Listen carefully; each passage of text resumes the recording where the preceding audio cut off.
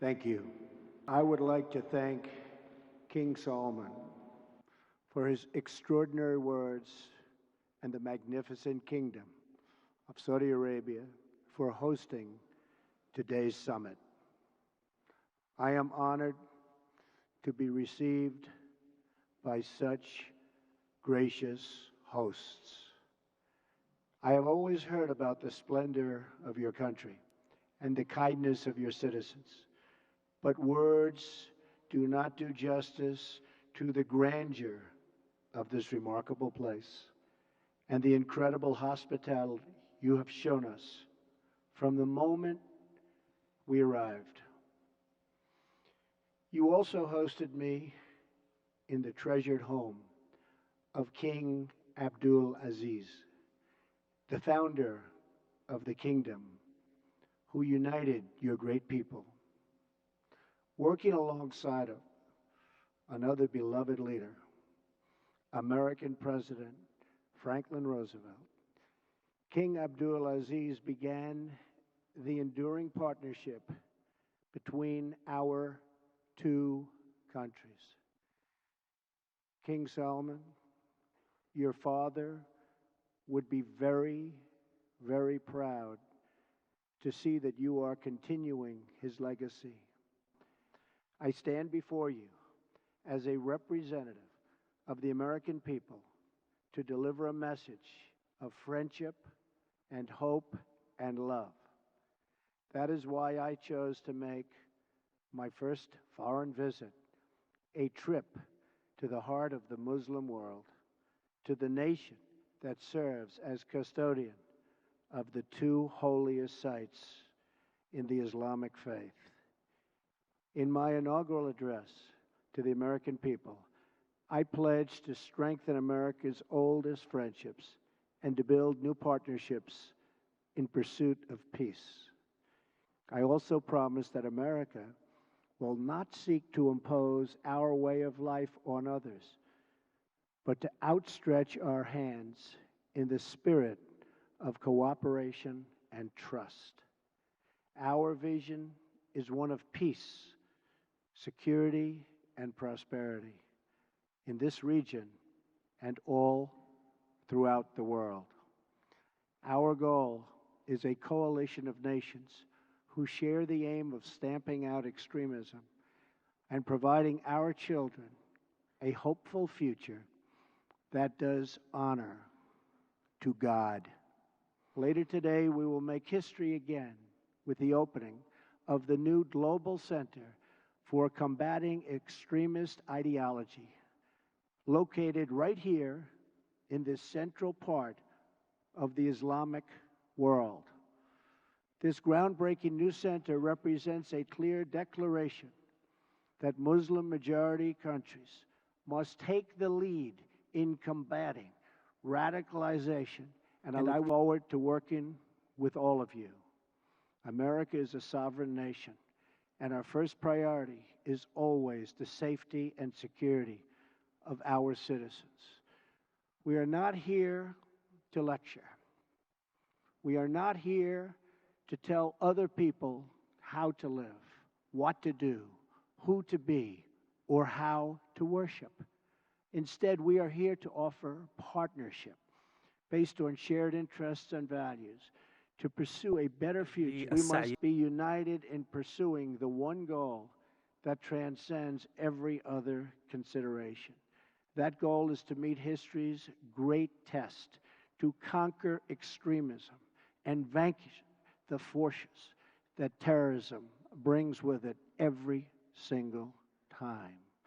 Young Muslim boys and girls should be able to grow up free from fear, safe from violence, and innocent of hatred.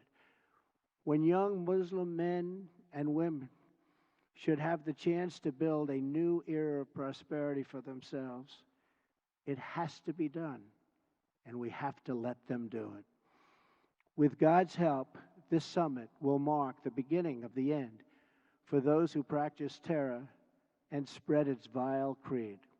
At the same time, we pray this special gathering may someday be remembered as the beginning of peace in the Middle East, and maybe even all over the world. But this future can only be achieved through defeating terrorism and the ideology that drives it. Some estimates hold that more than 95% of the victims of terrorism are themselves Muslim. We now face a humanitarian and security disaster in this region that is spreading across the planet. It is a tragedy of epic proportions. No description of the suffering and depravity can begin to capture its full measure. The true control of ISIS, if you look at what's happening, Al-Qaeda, Hezbollah, Hamas, and so many others, must be counted not only in the number of dead, it also must be counted in generations of vanished dreams. The Middle East is rich with natural beauty, vibrant cultures, and massive amounts of historic treasures. It should increasingly become one of the great global centers of commerce and opportunity. This region should not be a place from which refugees flee, but to which newcomers flock. In addition to ancient wonders, this country is also home to modern ones, including soaring achievements in architecture. Egypt was a thriving center of learning and achievement thousands of years before other parts of the world. The wonders of Giza, Luxor, and Alexandria are proud monuments to that ancient heritage. All over the world, people dream of walking through the ruins of Petra in Jordan. Iraq was the cradle of civilization and is a land of natural beauty. And the United Arab Emirates has reached incredible heights with glass and steel and turned earth and water into spectacular works of art. The entire region is at the center of the key shipping lanes of the Suez Canal, the Red Sea, and the Straits of Hormuz. The potential of this region has never, ever been greater. 65% of its population is under the age of 30. Like all young men and women, they seek great futures to build, great national projects to join, and a place for their families to call home. But this untapped potential, this tremendous cause of optimism, is held at bay by bloodshed and terror. There can be no coexistence with this violence. There can be no tolerating it, no accepting it, no excusing it, and no ignoring it. Every time a terrorist murders an innocent person and falsely invokes the name of God, it should be an insult to every person of faith. Terrorists do not worship God, they worship death. If we do not act against this organized terror, then we know what will happen and what will be the end result. Terrorism's devastation of life will continue to spread. Peaceful societies will become engulfed by violence, and the futures of many generations will be sadly squandered. If we do not stand in uniform condemnation of this killing, then not only will we be judged by our people, not only will we be judged by history, but we will be judged by God. This is not a battle between different faiths, different sects, or different civilizations. This is a battle between good and evil. When we see the scenes of destruction in the wake of terror, we see no signs that those murdered were Jewish or Christian, Shia or Sunni. When we look upon the strains of innocent blood soaked into the ancient ground, we cannot see the faith or sect or tribe of the victims. We see only that they were children of God whose deaths are an insult to all that is holy. Terrorism has spread all across the world, but the path to peace begins right here on this ancient soil in this sacred land. America is prepared to stand with you in pursuit of shared interests and common security. But the nations of the Middle East cannot wait for American power to crush this enemy for them. The nations of the Middle East will have to decide what kind of future they want for themselves, for their country, and frankly, for their families and for their children. It's a choice between two futures, and it is a choice America cannot make for you.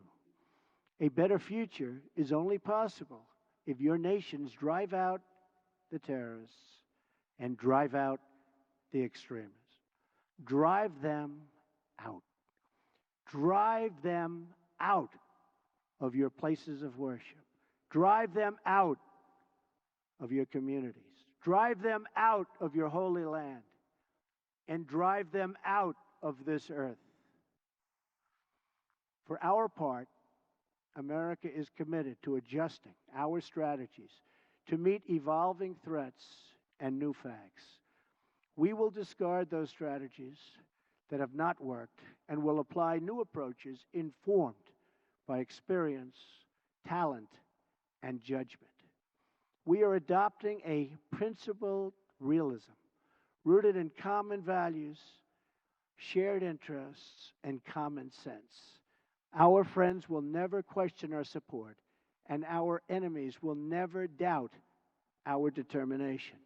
Our partnerships will advance security through stability, not through radical disruption. We will make decisions based on real-world outcomes, not inflexible ideology.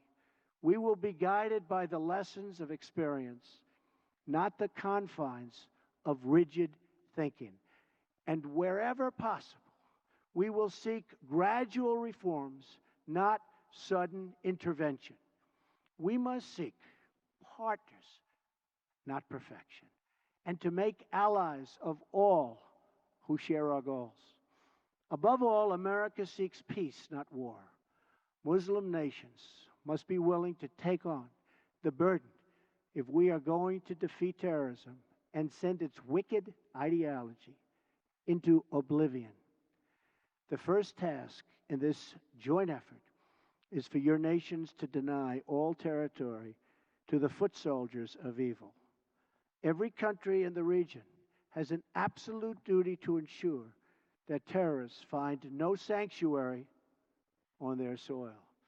I am proud to announce that the nations here today will be signing an agreement to prevent the financing of terrorism, called the Terrorist Financing Targeting Center, co-chaired by the United States and Saudi Arabia, and joined by every member of the Gulf Cooperation Council. It is another historic step in a day that will be long remembered. I also applaud the Gulf Cooperation Council for blocking funders from using their countries as a financial base for terror, and for designating Hezbollah as a terrorist organization, which they certainly are, last year. Saudi Arabia also joined us this week in placing sanctions on one of the most senior leaders of Hezbollah. Of course, there is still much work to be done. That means honestly confronting the crisis of Islamic extremism and the Islamists and Islamic terror of all kinds. We must stop what they're doing to inspire, because they do nothing to inspire but kill. If you choose the path of terror, your life will be empty Your life will be brief, and your soul will be fully condemned. And political leaders must speak out to affirm the same idea. Heroes don't kill innocents, they save them. The surge of migrants and refugees living so poorly that they're forced to leave the Middle East depletes the human capital needed to build stable societies and economies. Instead of depriving this region of so much human potential, Middle Eastern countries can give young people hope for a brighter future in their home nations and regions. That means promoting the aspirations and dreams of all citizens who seek a better life, including women, children, and the followers of all faiths. Numerous Arab and Islamic scholars have eloquently argued that protecting equality strengthens Arab and Muslim communities. For many centuries, the Middle East has been home to Christians, Muslims, and Jews living side by side. We must practice tolerance and respect for each other once again and make this region a place where every man and woman, no matter their faith or ethnicity, can enjoy a life of dignity and hope. In that spirit, after concluding my residence in a fabulous place that we're at today, Riyadh, which I've gotten to know so well in so short a time, I will travel to Jerusalem and Bethlehem and then to the Vatican, visiting many of the holiest places in the three Abrahamic faiths. If these three faiths can join together in cooperation, then peace in this world is possible, including peace between Israelis and Palestinians. I will be meeting with both Israeli Prime Minister Benjamin Netanyahu and Palestinian President Abbas. Starving terrorists of their territory, of their funding, and the false allure of the craven ideology will be the basis for easily defeating them. But no discussion of stamping out this threat would be complete without mentioning the government that gives terrorists all three: safe harbor, financial backing, and the social standing needed for recruitment. It is a regime that is responsible for so much instability in that region. I am speaking, of course, of Iran. From Lebanon to Iraq to Yemen, Iran funds arms and trains terrorists, militias, and other extremist groups that spread destruction and chaos across the region. For decades, Iran has fueled the fires of sectarian conflict and terror. It is a government that speaks openly of mass murder, vowing the destruction of Israel, death to America, and ruin for many leaders and nations in this very room. Among the Iranian regime's longest suffering victims are its own people. Iran has a rich history and culture, but the people of Iran have endured hardship and despair under their leaders' reckless pursuit of conflict and terror.